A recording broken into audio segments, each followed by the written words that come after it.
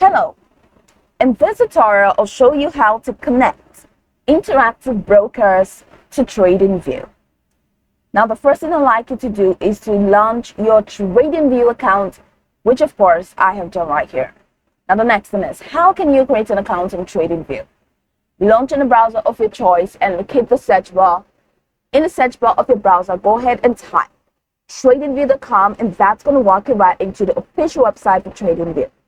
Now, once you get into the website, all you need to do is to follow through the on-screen instructions to create your account. And of course, after signing in successfully, it's going to take you right into this fantastic homepage where you can now explore a lot of features to have an exciting time on Tradingview.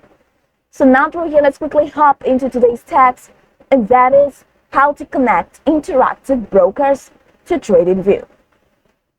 From the homepage, all right, head over to the top corner. We have these tabs, which include product, community, markets, news, brokers, and more. So head over to brokers for you to search.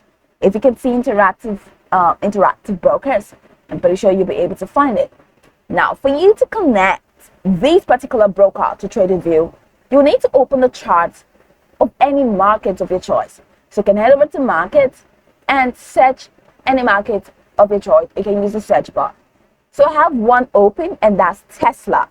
So this is a chart for Tesla open. So head over to the bottom of this Tesla chart.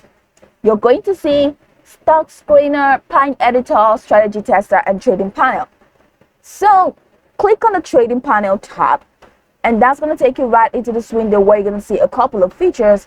So click on See All Brokers. So once you click on See All Brokers, you're going to see a couple, like a wide array of options in this trading panel.